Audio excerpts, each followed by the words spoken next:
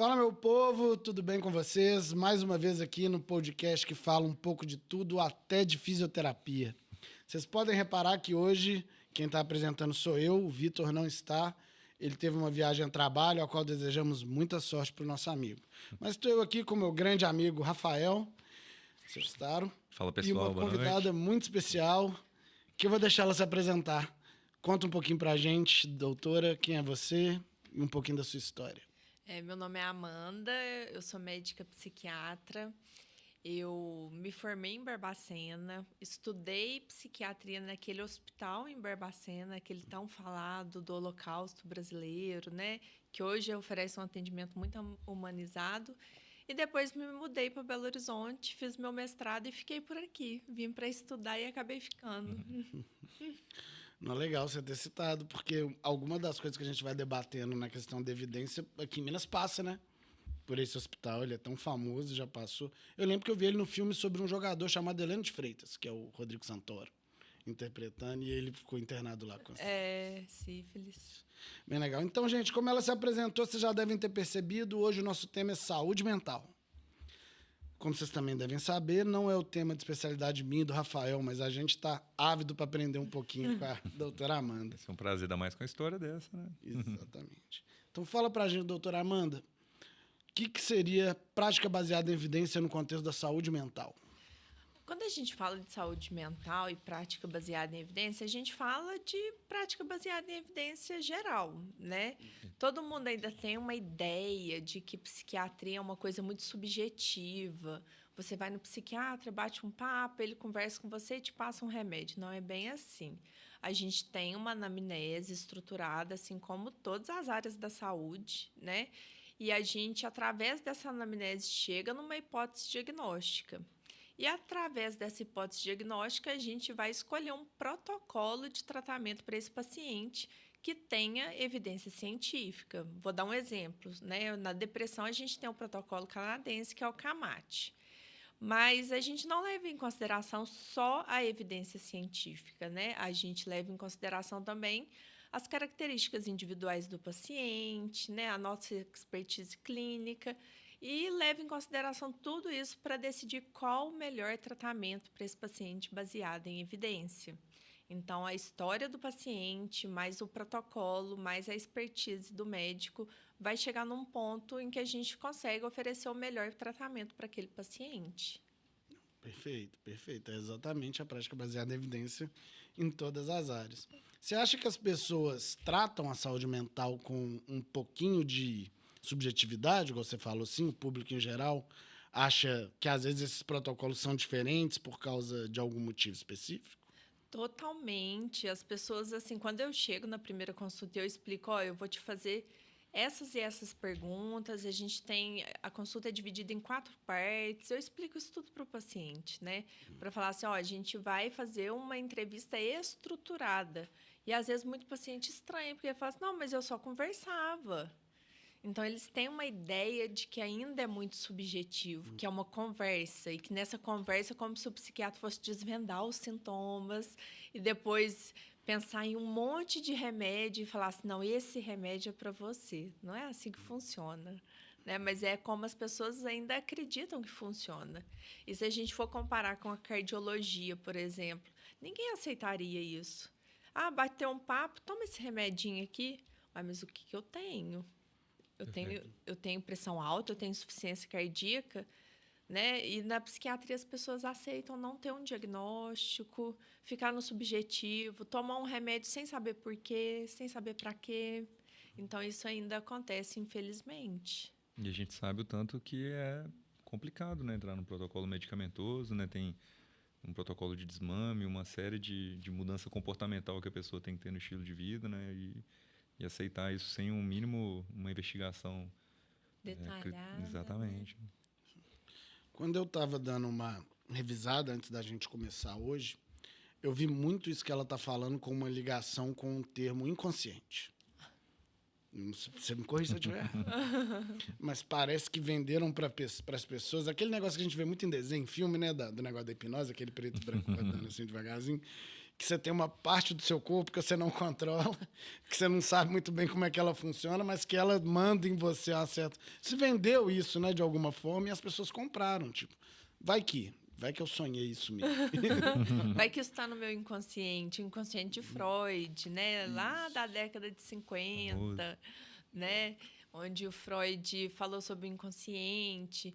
Foi ciência na época. Freud foi um cientista na época, mas hoje a gente está em 2025, né? Então, a ciência, ela se transforma, ela muda, né? Ao longo dos anos. Sim, exatamente. E a gente vendo... Quando a gente para em Freud mesmo, ótimo exemplo, eu ia entrar... Já que a gente vai falar de psicanálise em algum momento... Não tem como. Quase todo episódio, né?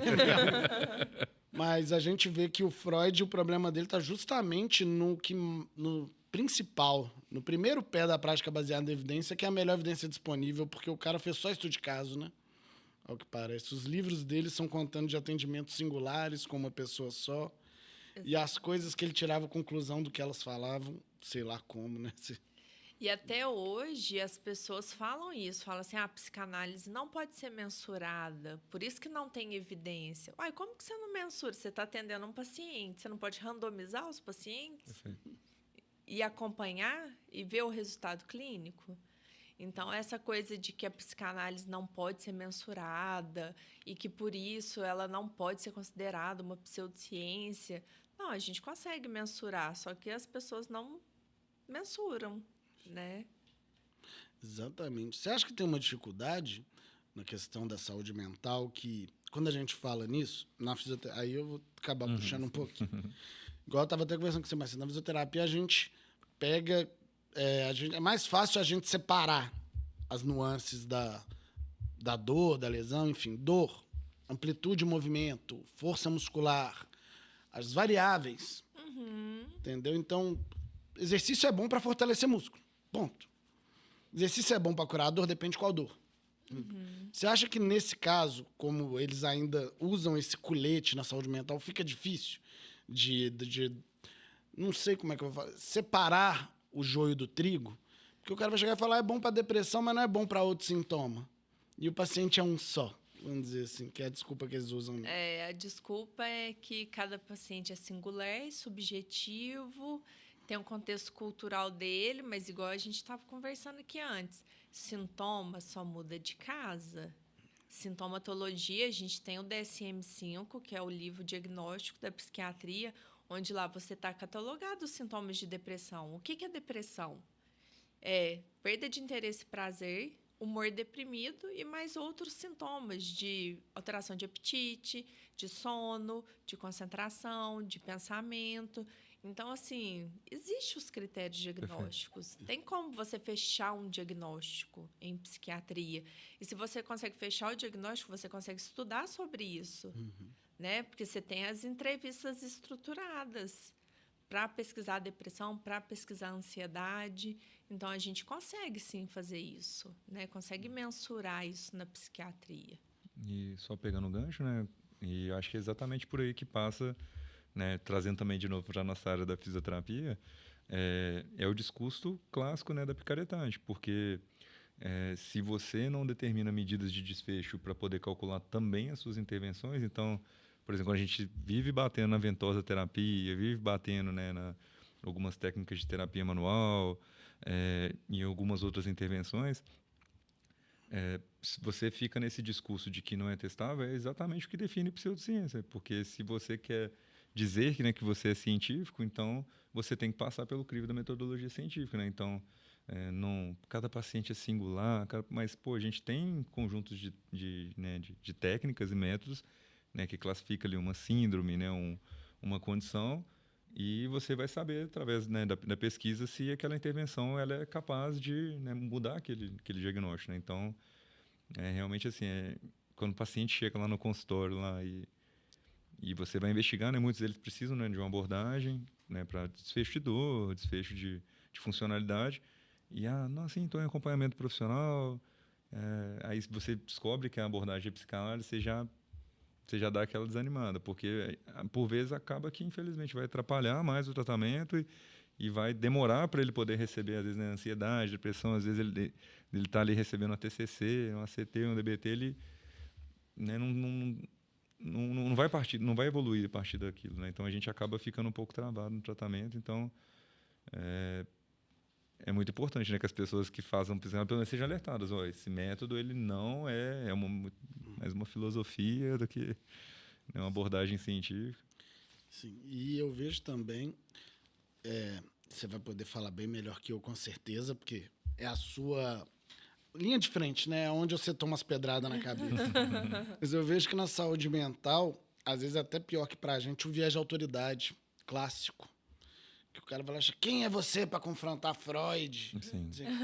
E acaba que, assim, para dar um exemplo ótimo da física, Rafa, a gente não tem uma expressão popular falando Magui já diria. As pessoas nem sabem quem foi Magui, por sinal.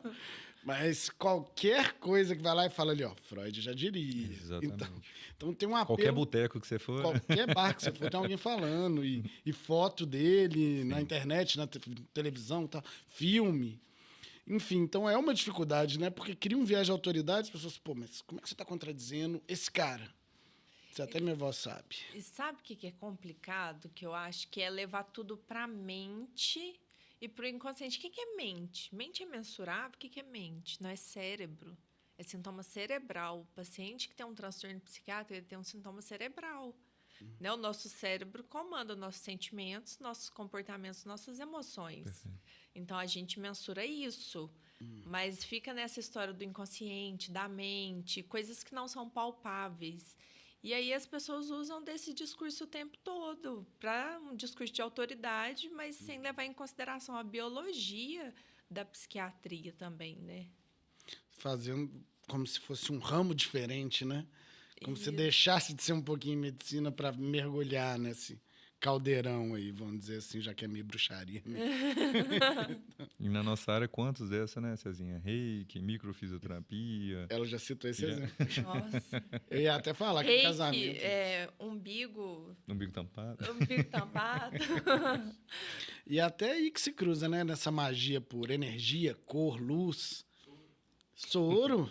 O Gabriel 12 não vai minutos. te deixar. A gente tem uma brincadeira aqui, ó. O Gabriel, a preferida dele é que em algum momento eu vou citar o soro como piada. Aí hoje ele ficou ansioso. Você vai ter que falar tudo com a doutora. Ele não viu que o aguentou. papo tava muito sério, ficou com medo de demorar. Vai falar do soro de kiwi hoje. Bom, eu tava imaginando aqui, será que soro de maracujá ajuda a aliviar tanto o estresse e também a dores qual é o nome? No trapézio, talvez? Misturando as duas áreas? Com certeza. Se for intraretal, então. Combinadinho com enema, né? Nebulização no colarzinho, né? Você Isso. já viu que esse colarzinho que você coloca o óleo essencial? O óleo essencial. O óleo essencial nas coisas que me dá raiva. Foi no aniversário de 1 ano do filho de um grande amigo. E tava lá com o colarzinho, né? Aí, já, parabéns. Já vai lá, chega te mostrando. Não, que eu tenho aqui, você quer da área. Não, esses dias, cara, eu tava atendendo uma paciente.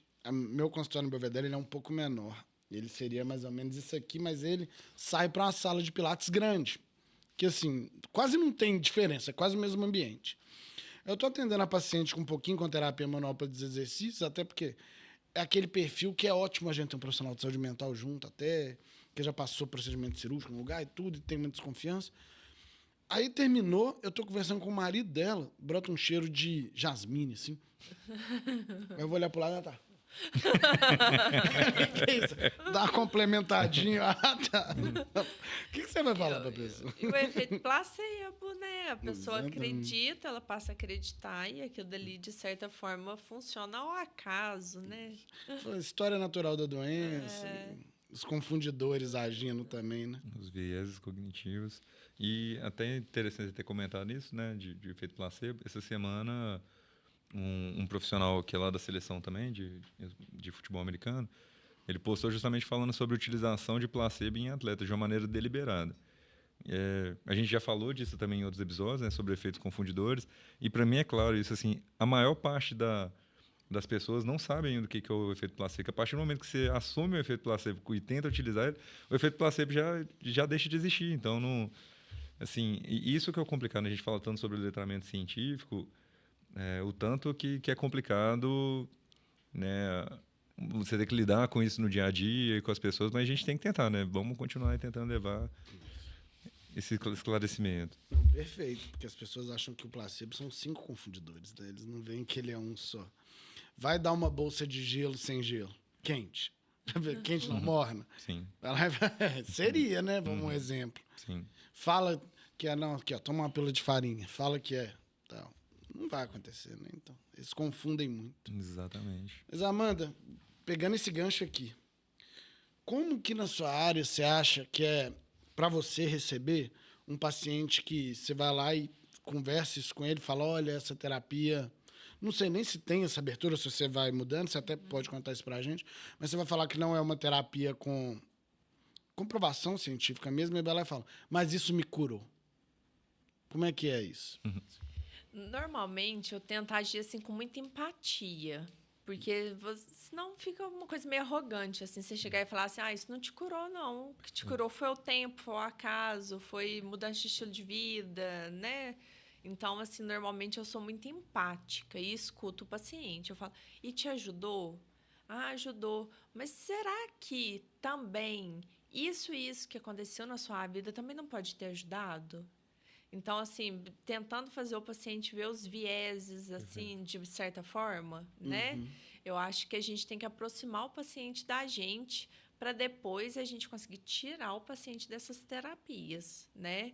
Normalmente, primeira consulta, o paciente fala para mim, nossa, eu faço constelação familiar. Não, ok, entendo que você faça, que você goste, né? Em que te ajudou? Me ajudou em tal trauma. Mas aí, nas próximas consultas, eu vou colocando. Às vezes, eu abro um protocolo de tratamento no computador e mostro para o paciente e falo assim, vem cá para você ver uma coisa. Tem um protocolo de canadense de tratamento da depressão que tem algumas coisas legais que a gente pode usar no seu caso, como a terapia cognitivo-comportamental, usar essa medicação que é de primeira linha, alinhar isso para você melhorar mais.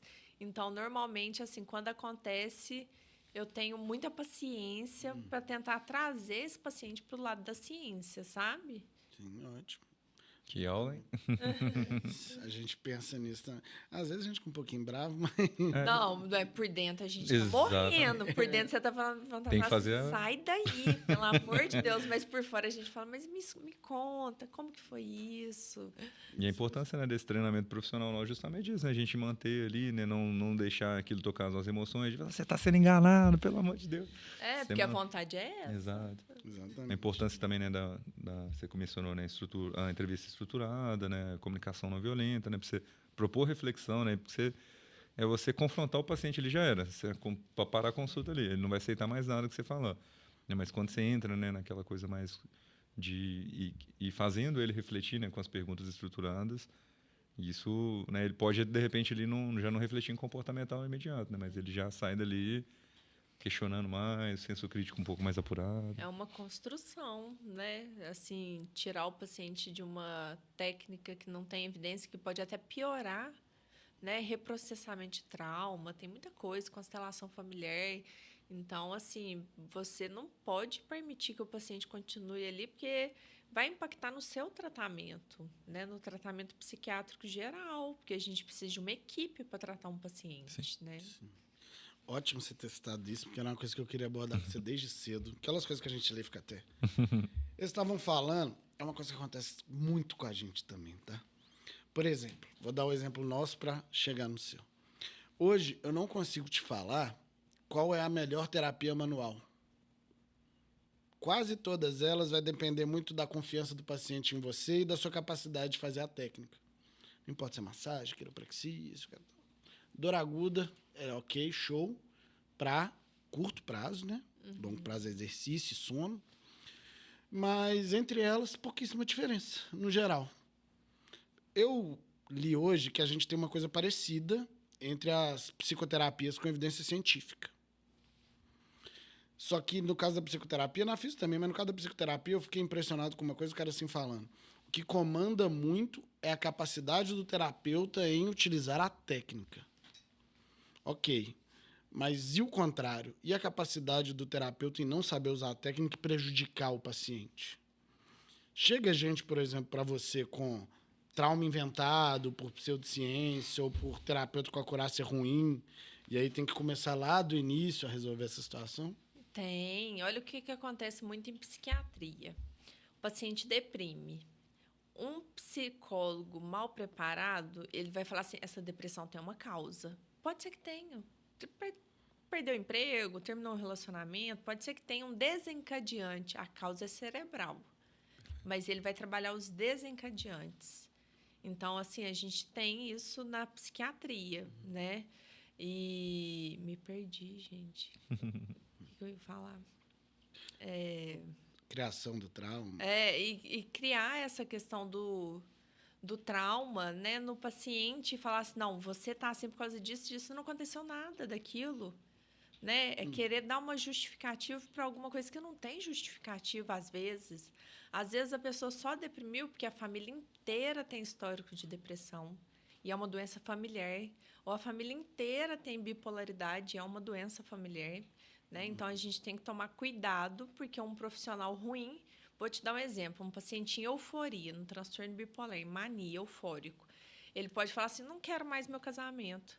E um psicólogo mal preparado pode falar assim, é mesmo, vai buscar sua individualidade, sua liberdade. Ao invés de falar assim, não, ele tem mania, não, você não vai terminar seu casamento, não, você vai no psiquiatra, porque você precisa tratar. Entende? Perfeito. Então, assim, um profissional mal preparado pode acabar com um casamento, pode acabar com uma vida. Né? Uma pessoa pode chegar ao ponto de ter uma tentativa de suicídio. Sim. Né? São coisas extremamente graves. Lógico. Né?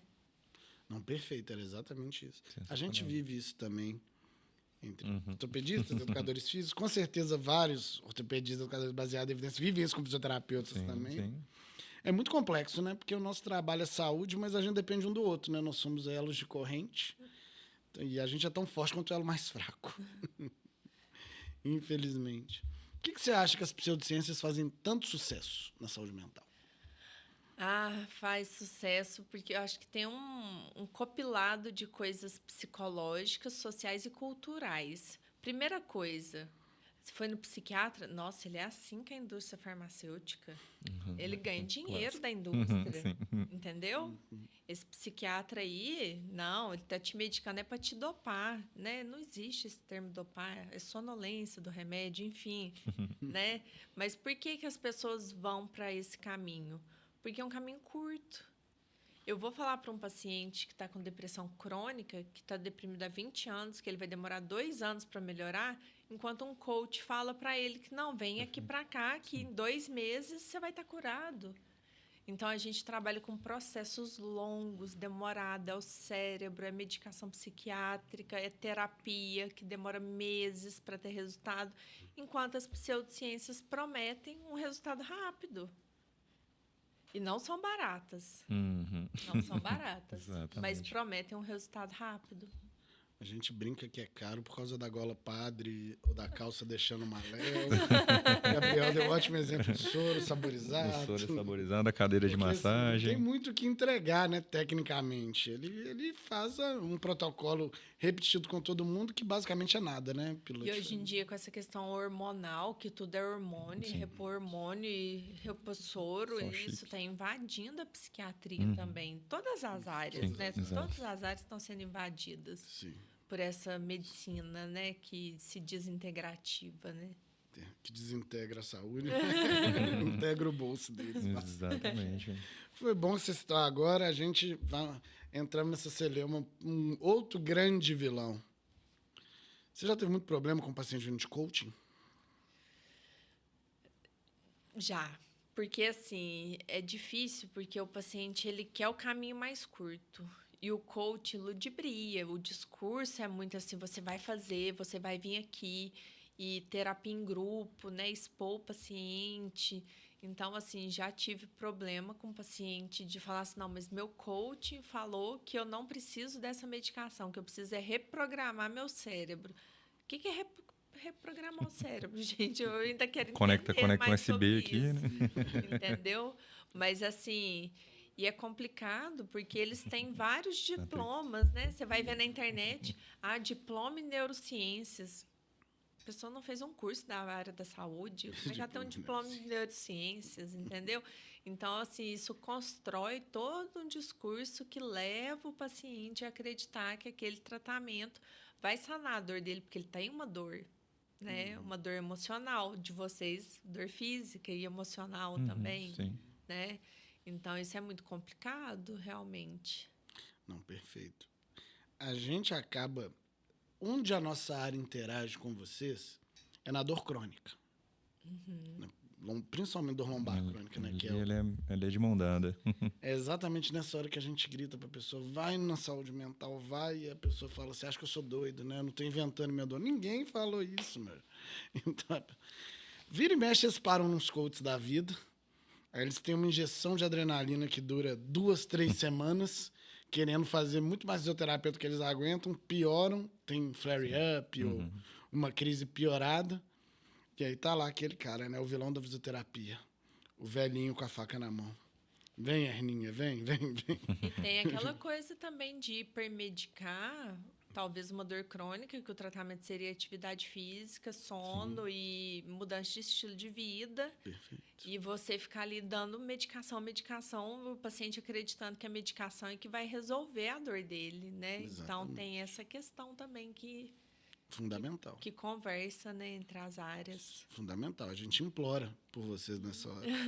E eu acho que talvez, Cezinha, você mencionou a dor lombar, mas talvez o que eu mais fique de mão dada mesmo ali com saúde mental é na questão de fibromialgia, né? Porque ali a gente tem uma questão medicação, cinesioterapia, né? Exercício muito mais íntimo, né? Porque principalmente, né, nos momentos, né, de escape, como a Cezinha falou, é um momento em que talvez o paciente tenha que diminuir um pouco o exercício, né? E, de repente, regular a medicação até que ele consiga, de novo, reintroduzir exercício, né? Mas acho que talvez na dor lombar, né? A gente tem pacientes, né, com características, né, mais definidas e tá no guideline, né, de dor lombar, né? Principalmente a comportamental.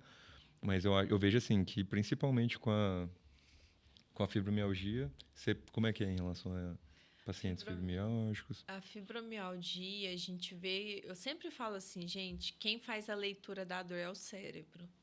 E esse cérebro deprimido é um cérebro inflamado, né? A gente sabe, não é essa inflamação que todo mundo fica falando. O corpo está inflamado, não, gente.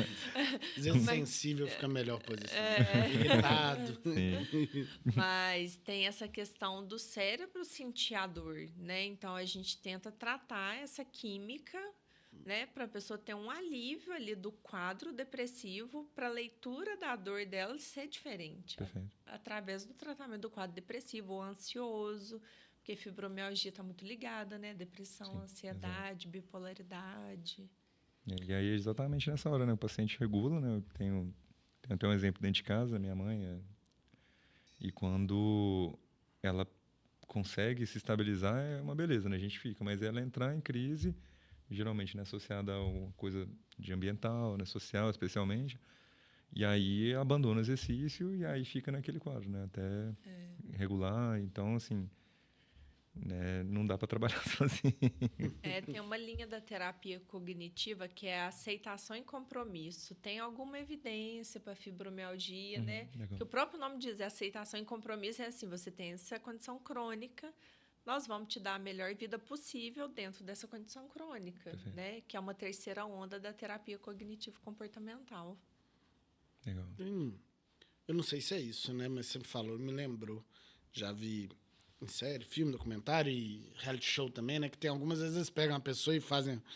Que o terapeuta, não sei se era psicólogo ou psiquiatra, levava a pessoa para andar de montanha-russa, para pular de bungee jump, para praticar esporte com ele. Tirava, depois do consultório, tirava o cara para fazer atividades lúdicas, mais ou menos tentando mostrar isso, falando, olha, mostrar que ele pode viver apesar do problema, Apesar da da fase. limitação, Isso. né? Não sei se isso é uma técnica e tudo, não. Você falando aí me lembrou. Isso chama dessensibilização sistemática. Por exemplo, um paciente tem muito medo de altura. Ele não anda de elevador, ele não pega nenhuma altura. Aí você vai com ele até a porta do elevador e fala, a gente vai subir até o primeiro andar.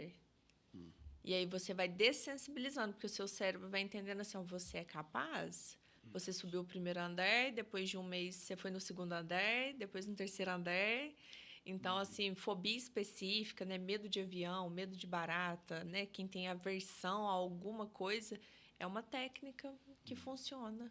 E a que gente, tem a gente evidência usa isso todo científica. dia, né? Isso É? você fala. Porque a cinesiofobia, né, Isso. principalmente paciente em pós-operatório, lesão de joelho, traumática, para o cara voltar a andar, para o cara voltar a chutar uma bola, ele ser devolvido aquele episódio de uma ruptura de ligamento, né, e tudo que ele perdeu a partir daquilo, né, o contato com os amigos, a turma da resenha, uma atividade física. Então, assim, a gente tem essa fase bem definida na reabilitação, que é o momento de trabalhar a cinesiofobia, né? Então, o retorno ao esporte, retorno ao desempenho, é muito caracterizado por essa exposição gradual ao gesto esportivo, ao movimento lesivo. Eu até ia usar exatamente esse termo, falar isso aí é um pós-operatório.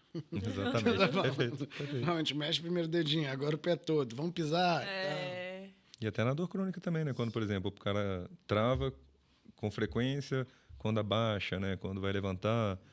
E, às vezes, né, ele já está em condições, mas ele ainda tem medo daquele movimento. Então, tanto no agudo, né, no pós-operatório, quando o paciente em condições persistentes, a gente observa isso. legal. Dosar o estímulo, né? Não, mas aí, Vocês têm que ser meio psicólogos também, né? a gente tinha que ter mais matéria, sabe? Na minha visão, assim. A gente é muito Não Vocês pra- preparado, lidam a gente muito fica com o solto. emocional Sim. da pessoa, com o limite da pessoa ali, com o medo, né? E nas duas pontas, com o limite no auge da performance, tentando melhorar, mas também no piso, quando ela acabou de passar por uma cirurgia e está privada disso. E muitas vezes, né, a gente recebe pacientes que às vezes não vai ter essa equipe de saúde junto com eles, né, não vai ter acompanhamento multidisciplinar. E assim, a gente acaba, de certa forma, né, sendo jogado na cova dos leões, a gente tem que ir buscando, né, e se qualificando para poder conseguir, mas assim, o sonho é, por exemplo, quando eu vou na seleção e tem lá uma psicóloga comigo dentro do campo, quando tem uma médica junto comigo ali, o negócio fica muito mais fácil, porque a gente consegue, de certa forma, ir literalmente todo mundo junto ali, né? Os 3 profissionais trabalhando juntos naquele momento e todo mundo entendendo, né, o que pode fazer de melhor ali para o paciente. Pode falar. Vocês estão aí falando sobre a questão de voltar, jogar, a pessoa que rompeu o ligamento e tal. Eu sou jogador de basquete, teve um dia que eu acabei torcendo o joelho. Aí acabou que eu tava lá em casa assim, minha mãe me recomendou minha mãe não, na verdade um tio meu recomendou um creme muito bom. Gabi é maravilhoso, é.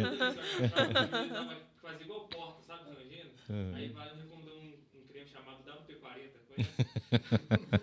Olho de tubarão, tem uns negócios assim. Canela de velho. Canela de Sebo de carneiro, cartilagem de tubarão. O que você sentiu depois que você passou o creme? Esquentou ou esfriou? Cara, ardeu.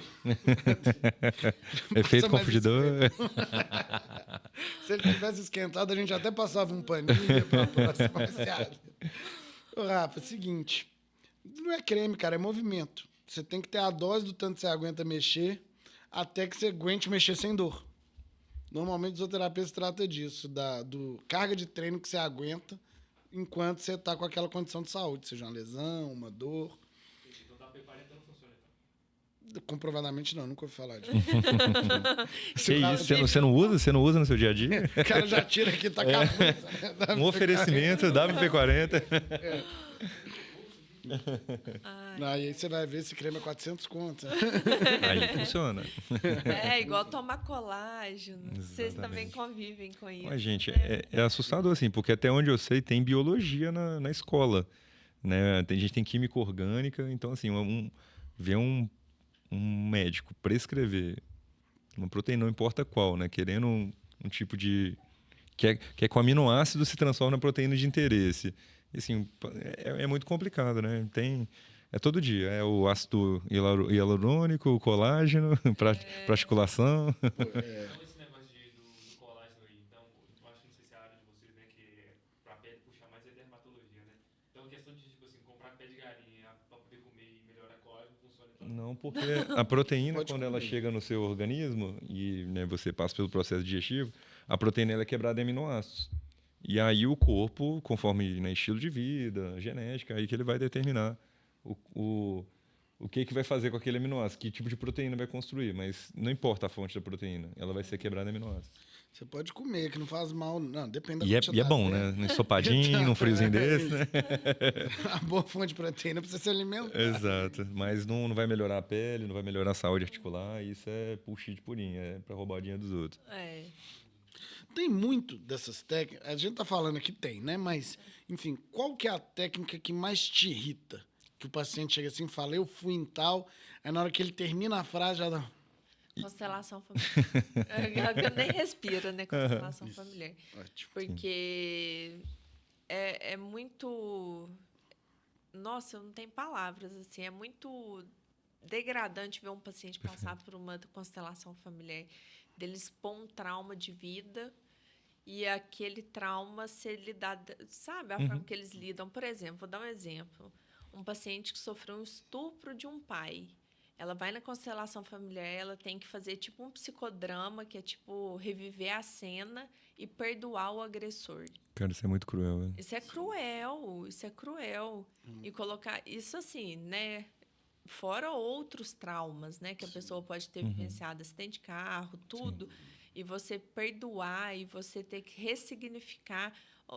Tem estudos que falam pra gente que a melhor coisa para lidar com trauma é pegar o trauma, botar ele na caixinha e deixar ele guardado. Porque toda vez que você traz o trauma à tona, é um processo químico do cérebro. Você pode modificar aquela memória traumática para uma coisa pior. Né? Então, eu acho constelação familiar o pior. Perfeito. A Natália Pasternak cita isso, tem um estudo que mostra exatamente o cara consulta com um vidente. Aí ele sai e te conta, olha, eu fui no vidente Raminho das Miragens.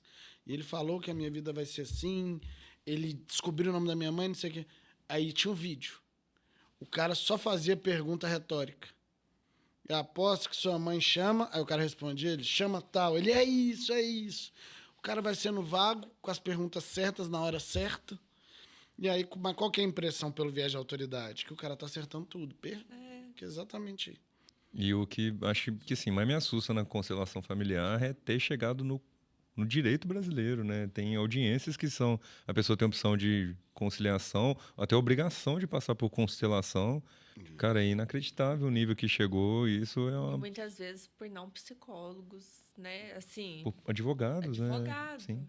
aplicando constelação familiar. Tipo assim, tá um conflito familiar. Não, agora nós vamos aplicar a constelação familiar aqui nesse conflito e nós vamos tentar resolver. Não quero resolver, eu quero separar. Eu tô aqui porque eu quero divorciar, eu não quero resolver nada, Mas você não. vai Quer perdoar ninguém, não. Você vai perdoar, você apanhou, mas você vai perdoar. Tipo, não dá. Eu acho que a constelação familiar é o número 1, assim, dos piores. E indo além em relação... Perdão, se você quiser complementar, eu consigo voltar aqui depois. Eu vou criticar mais constelação. Pode Não, falar. então, por favor, você tem a palavra.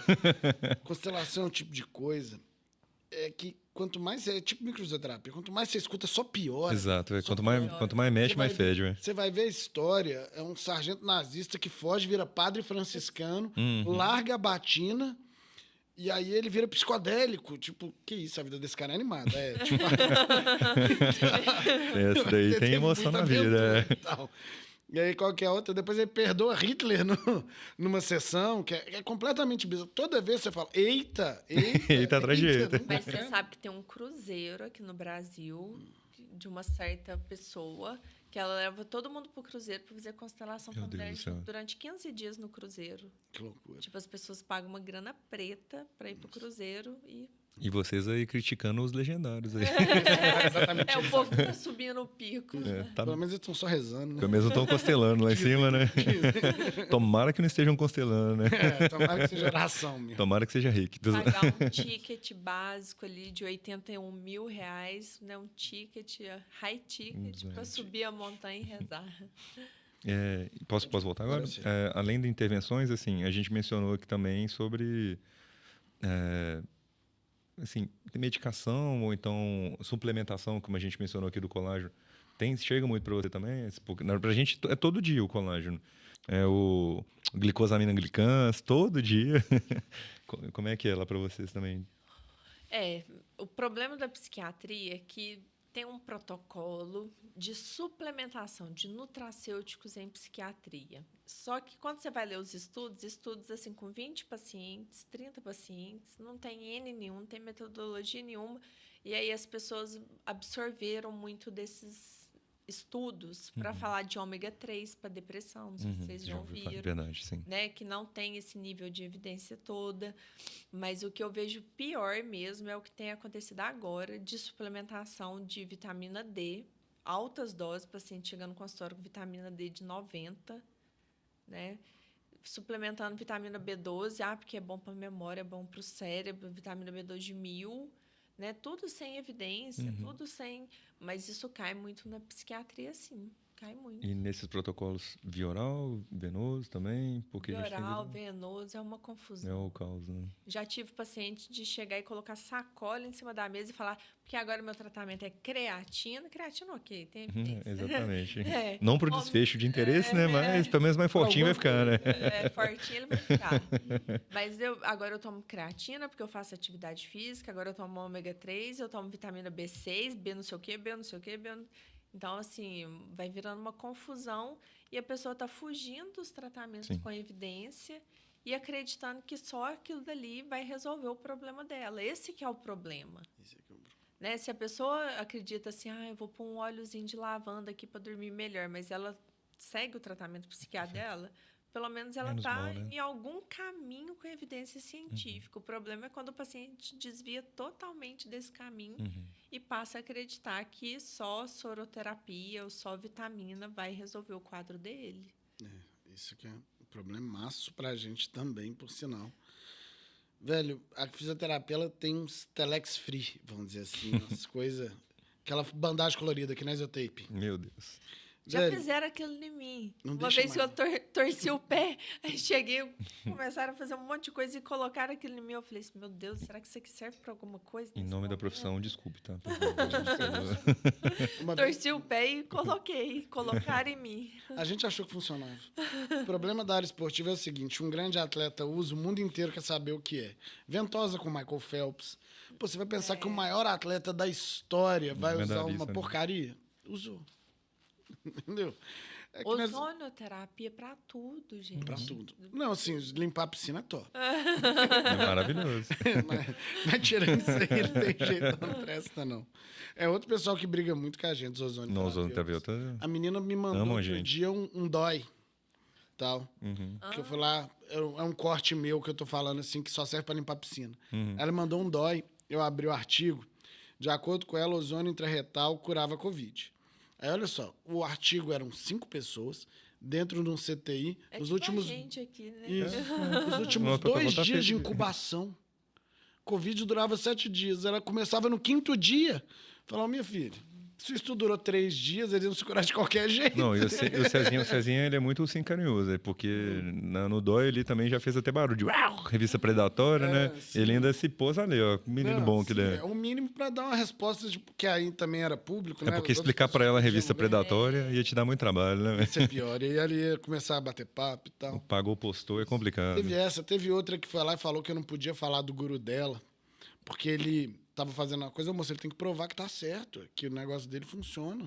Aí ela falou, mas ele vai provar. Então ele vende curso depois disso. Justo. Por que você faz antes, né? Vamos esperar ele comprovar, então, né? Se ele provar, Tem eu faço tempo. curso com você. Você tá ansiosa, tem uma ótima profissional pra poder te apresentar. Exatamente. Amanda, já chegou para você, agora foi ótimo que o Rafa entrou nessa questão de suplemento. Chega para você muita gente com, vou falar aqui várias coisas, depressão, algum outro sintoma psiquiátrico ou psicológico, por seguidas frustrações com essas pseudociências de academia, de estética. Totalmente, sabe? Porque eles estão fazendo muito implante de progesterona.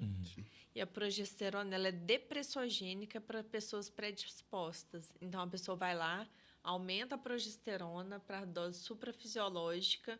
Essa progesterona leva a um quadro depressivo, a pessoa não volta lá no médico que passou progesterona, ela vai para o psiquiatra. E aí você vê muitos casos disso, paciente entrando em mania, que é uma fase do transtorno bipolar, por usar testosterona em dose suprafisiológica também. Então, assim, respinga muito isso na psiquiatria. Né? E as pessoas acham que é inócuo. Não, eu vou ficar mais forte, eu vou ficar mais bonito, minha pele, meu cabelo, não sei o quê. De repente, está tratando uma depressão, que é uma depressão difícil de tratar, porque você tem que esperar o hormônio cair. Muitas vezes você não consegue retirar o implante, porque alguns são absorvíveis, né? Sim. Então, assim, vem muito para a psiquiatria.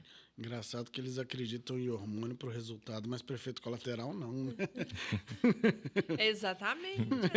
Você fez o raciocínio de vai ser tudo de bom e depois. Depois eu tô lá no psiquiatra tratando uma depressão. Perfeito. Isso se Sem não, problema. isso se não vem um tentativo de autoextermínio, né? Um comportamento aí. Não, eu já tive ex-paciente que chegou completamente surtado no meu consultório, falando assim, meu tratamento era testosterona e você estava me dando lítio. Foi lá tirar satisfação. Eu falei assim, gente, ele não está bem. Ele está completamente surtado por causa da testosterona. Tava num nível tão alto, né, que o cara ficou lelé da Para cuca. quem tem predisposição, transtorno bipolar, o hormônio mexe muito no humor do bipolar. Então, é bem complexo. E acha gente, né? Pra prescrever sem anamnese. Sim. Não volta lá, igual você falou. Eles não voltam, porque ficam mal, o cabelo cai, a pele fica ruim, aí você vai no dermato, aí você vai no psiquiatra, você não volta lá para falar assim, olha aqui como que eu fiquei. Nem Aí o cara já tem o viés dele de falar assim, aqui todo mundo fica bem com hormônio, porque os que ficam mal não voltam lá, muitas vezes. O famoso Vale dos Derrotados é silencioso, né? o próprio. A gente estava falando sobre, no início, essas questões do trauma induzido. Aí, quem sabe posso exemplo, mas lembrei aqui de um caso. Lembrei não, né? Anotei para falar e lembrei a tempo. De um caso que foi na Califórnia, não sei se eu vou falar, em 1994. O Estado teve que ressarcir o pai por ter processado ele por um estupro imaginário da filha, que o terapeuta descobriu. O terapeuta induziu com essas constelação, Mexendo né, nas gavetinhas lá, né? Não sei o quê. Mexendo no recalque. Descobriu um estupro do próprio pai com a filha que nunca existiu e prenderam o pai. Denunciaram o pai. E o Estado teve que pagar de volta. Olha só onde é que a gente pode chegar com isso. Porque o inconsciente que a gente estava falando, teoricamente, ele não é acessível, né? A pessoa... E quem que pode acessar? Freud, né? O hipnoterapeuta. Isso, exatamente. Hipnoterapeuta. Nossa, nossa. Aí sabia. Fala pra gente, desabafa. Isso também dá muito problema? Nossa, O podcast chama Doa Quem Doer, não é à toa, viu? Pode sapecar aqui o sabu. Mas hipnoterapia é também, assim, constelação familiar e junto. E é duro ver muito psiquiatra aplicando. Entendeu? Isso é triste. Mano. Isso é triste. Eu acho que é a parte que mais me dói é ver que muitos psiquiatras que não estudam prática baseada em evidência se rendem a isso para encurtar o caminho. Porque você vai melhorar mais rápido. A gente vai fazer uma sessão, uma regressão, você vai melhorar. Que embasamento que tem isso? É o embasamento do inconsciente, da mente, de coisas que não são palpáveis, que a gente nem sabe se existe. Sempre lá no Não tem nem místico. como provar que existe. Como ele mesmo disse, é subjetivo. É sempre o linguajar místico aí, né? Tomando conta, né? Não tem jeito. A psiquiatria é cheia dessa coisa mística da mente, do inconsciente. Não é nada disso. A gente fala muito aqui, né? Do tanto que é complicado quando o misticismo vem disfarçado, né, de religiosidade, porque a religiosidade entra num âmbito sagrado, né, para muitas pessoas. E é difícil você tirar aquela casca, né? Um cara é sempre assim, né? Ele bota um traje de guru espiritual e tá lá, sapecando pseudociência. Mas tá dentro até do que a Amanda estava falando. Essas pessoas, elas estão buscando, como se fosse religião ou superstição. Ela está buscando ela controlar o que ela não consegue sozinha. Claro que ela é parte vital no tratamento. Mas ela chegou num ponto que não é só, depende mais só dela. Mas ela gostaria que sim, né? Então ela vai criar esses espantalhos. E aí, fragilizada desse jeito, é um prato cheio pra esses caras. Exatamente. É O sempre cara sobre tá a lá com a gola vulnerabilidade. padre, uma luva de cor diferente. O acolhimento ali é maravilhoso. Exatamente. A Cápsula. experiência, Sim. né? Porque Isso. você vai no outro profissional, é normal, você senta lá, espera seu atendimento, é atendido, vai embora. Normal. Mas lá eles vendem a experiência. Exato. É o gourmet. É health gourmet. Tá esperando pra um psiquiatra? Calma aí, eu vou te dar um soro. Pronto. Você quer uma cápsula de Tem um café ozôniozinho aqui. Uma cápsula de café vanilha, né? Isso. Por onde, né? Depende. Você sabe por onde, Cezinha. Você assistiu Vinagre de Maçã? Falando nisso, depois você vê no Netflix, é uma série sobre isso, sobre a pseudociência comandando. Maravilhoso, muito bom. Ah, é? A menina que Gostou? inventou que tinha um Sensacional. câncer cerebral Ah, qual é, cara? pra vender enema de café e dieta mágica. Que isso. Do Netflix. São 5 episódios bem Pô, rápidos. falando isso, podia ter uma série dessa que você falou, hein? Dessa história policial, hein? Vamos fazer. Alô, Netflix. Aluna, gente, tamo aí, tamo à disposição. Você é favorito, né, Zezinho? Não, se for profissional, sim, né? Mas não só ela, eu gosto de muitas. Vamos fazer umas perguntinhas do Simbora, público, senão eles manda matam bala. a gente? Exatamente, senão dá briga. Eu hein? vou começar com, como eu já falei, eu tenho uma paciente em comum com ela, Uhum. doutora Luísa Prudente. A Lu fez 2 perguntas. A primeira, como o acompanhamento psiquiátrico pode ajudar alguém na recuperação de uma lesão? Acho que foi para nós Nice. dois. Linda pergunta. Isso. Mas pode começar. Como é que você acha? Como pode? Devido ao medo intenso que pode vir de um quadro ansioso, por exemplo. Não depressivo em si, mas um quadro ansioso com muito medo, porque a ansiedade é isso, é medo, preocupação, antecipação, né? Talvez tratar essa ansiedade melhore as condições de vocês trabalharem as questões mais práticas relacionadas à dor, né? Perfeito. Pelo menos a minha, acho que do Rafa também, a nossa visão é exatamente essa. Muitas vezes a gente precisa conseguir que a pessoa compre o tratamento. E às vezes não é só uma questão física, né? Perfeito. Por favor, deixa eu fazer um apelo aqui. Por favor, pacientes, procurem seus profissionais de saúde mental, por gentileza. Ajuda muita gente. Ajudar a gente a continuar tendo cabelo. Ajuda a gente a te ajudar, né? Imagina o paciente, ele tem que fazer um movimento. Não. Esse é o problema. É, exatamente. A Mas eu- evitação do Bem-vindo, medo, uma da segunda-feira na ansiedade. fisioterapia. Todo dia. Todo dia. Todo dia, pelo menos um 5. Aham. A outra pergunta dela. Existe algum transtorno mental que é mais prevalente em atletas de alto rendimento? Nice. Que eu saiba, não. Não, que eu saiba. Pra falar assim, que eu já vi um estudo, pra ver. Não tem coisa. Dá debido analógico, né? Também Não. nunca ouvi falar. Eu riscaria Lu, transtorno de ansiedade Prometo que eu generalizado, vou mas- fazer o corte te respondendo isso. Nós Nice. vamos dar um jeito de estudar e Boa. nós vamos fazer um corte respondendo. Próximo. Minha esposa, Thaís. Como que é a relação entre um psiquiatra PBE e um psicólogo pseudociência? Como que se lidar com isso? Nossa, que pergunta boa. Gente, isso daí vira. Patroa, né? Trouxe sabe das coisas. É uma pergunta muito boa, porque você quer que o paciente avance no tratamento e ele está numa terapia que não é baseada em evidência. Então, você não consegue ter a ajuda do psicólogo. Né? Eu já ouvi de psicólogo, da psicanálise, que a paciente ia suicidar porque ela tinha uma pulsão de morte lá de Freud. Então, que ela ia acabar suicidando. Eu falei assim, vai não? Ela vai ser internada? E ela vai tomar remédio? Ela vai fazer eletroconvulsoterapia? E ela está viva.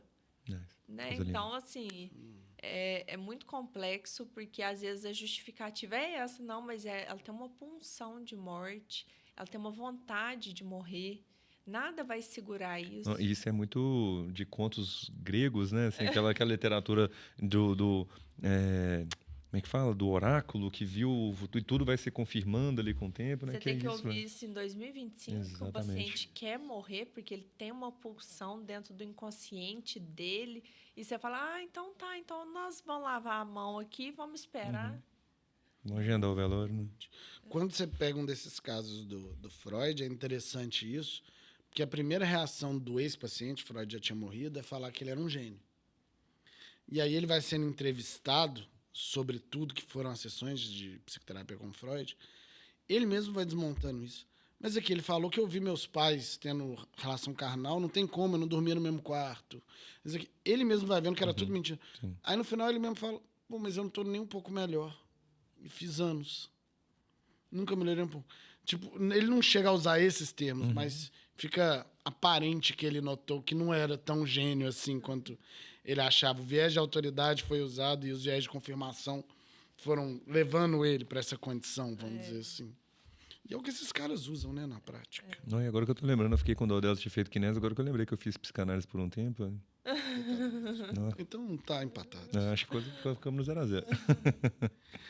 Agora, Rafael Brasileiro. Problemas com Brasil? saúde... o sobrenome. Problemas com saúde mental a longo prazo podem reduzir a performance na atividade física? Com certeza, porque um paciente com depressão, sem energia, sem vontade, sem disposição, como que você pede para um paciente numa depressão aguda grave que ele se movimente, que ele vá para a academia ou que ele faça um esporte, uma atividade física? Muitas vezes você tem que ajudar ele a escovar o dente, a tomar banho, né? Então... Aí você quer que ele tenha performance, né? É complexo. Mas uma pessoa que tem a saúde mental em dia e que gosta, vai performar melhor do que, com certeza, um paciente com depressão, por exemplo, ou com uma ansiedade grave. Existe isso mesmo para a pessoa de um transtorno da válvula de escape? Essa pessoa utilizar a atividade física assim, sempre ter picos de melhora e sair do treino, ela piora com o transtorno? Tem. Isso acontece muito em transtorno bipolar. O paciente tem um boom de energia, ele vai para academia, ele entra em overtraining, ele machuca, porque ele treina tanto, ele está tão energizado que ele vai e machuca. Aí ele volta, recupera da lesão, aí deprime, fica lá quietinho. Depois ele entra em mania de novo, aí ele vai e... Na verdade, o parar é que machuca. O overtraining é que regaça. E a última da Cristiane Ribeiro. Por que mesmo com os medicamentos sendo tomados, as minhas crises de ansiedade são recorrentes? Porque a ansiedade não é... A ansiedade ela é um sintoma, ela é igual febre. O que é febre? Pneumonia, infecção urinária, lesão, infecção. Ansiedade, a princípio, não é um diagnóstico. Ele é um sintoma. Mas ele pode também ser um diagnóstico. Então, talvez a ansiedade dela seja um epifenômeno de algum outro transtorno psiquiátrico e por isso ela não melhora. Ótimo, vou passar isso para ela. Posso fazer uma pergunta? Bem rápida? Claro. Assim, o paciente, a população que nos escuta, quem deve procurar um serviço de psiquiatria? Existe, vamos dizer assim, uma forma de você fazer o controle, por exemplo, igual na fisioterapia. É claro que a maioria esmagadora dos pacientes nos procura quando tem sintoma, quando tem algum tipo de coisa que não está correndo bem. Seria assim, e a nossa indicação é de fazer acompanhamento, para a gente poder ver como é que está, mas em linhas gerais, assim, não tem muito essa indicação também de ficar fazendo check-up, não, né? É bom só você ter um profissional de referência, se consultar nas suas dúvidas, em caso de necessidade. Quanto à psiquiatria também seria isso? É mais quando aparece algum sintoma? Na psiquiatria, eu sempre falo isso, assim, quando procurar um psiquiatra, quando o sofrimento é muito alto. Perfeito. Porque se o seu sofrimento está muito alto frente à vida, tem alguma coisa de errado. Legal. Ou que o psiquiatra vai falar para você, não, você não precisa estar aqui, você precisa de um bom psicólogo. Legal. Ou você precisa estar aqui porque o seu sofrimento está muito alto, porque o leigo, ele não sabe entender o que é uma depressão, o que é uma ansiedade, o que é uma bipolaridade, o que é um toque. Sim. Mas ele entende o que é sofrimento. Então, eu sempre falo isso. Se o sofrimento é muito alto, procure um profissional de saúde mental. Legal. Perfeito. Com certeza cortaremos essa parte. Esse corte ficou bonito. Amanda, você gostaria de falar algumas palavras finais para todo mundo? Passa suas redes sociais para eles te seguirem também. Fica à vontade. Queria agradecer o convite, na verdade, gostei muito de participar. É sempre bom falar de ciência e falar mal de picareta. E a minha rede social é doutora Amanda Lima, psiquiatra. Eu estou lá todos os dias, falando de ciência, falando de evidência, falando de tratamentos que funcionam, né? Eu falo principalmente de depressão e bipolaridade. E é isso. Estão convidados. Obrigado. Últimas palavras, Rafa? Primeiro, agradecer, doutora Amanda. Foi, com certeza, um dos melhores episódios. Foi uma delícia, passou super rápido o tempo. Acredito que vai somar muito para quem ouvir. Volte mais. Tem mais coisa. Vamos falar um pouquinho mais de constelação aqui. E é isso, pessoal. Espero que vocês tenham gostado. Tinha um tempo que a gente não gravava, estava com saudade já. Vitão fez falta, gostamos muito mas foi por uma boa causa. Mas Cezinha mandou super bem também. Abre teu olho, hein, Vitor? Queria agradecer, doutora Amanda, pela presença. Ficamos encantados e aprendemos muito sobre uma área que a gente gosta de aprender, porque, igual você falou, a gente lida muito, mas não é tecnicamente o que a gente faz. Então, muito obrigado, foi de grande valia. E agradecemos vocês também que estão assistindo. Se você não gostou ou se sentiu ofendido, melhora, pra eu não ter que te ofender de novo. Tchau, tchau, pessoal. Um abraço. Valeu.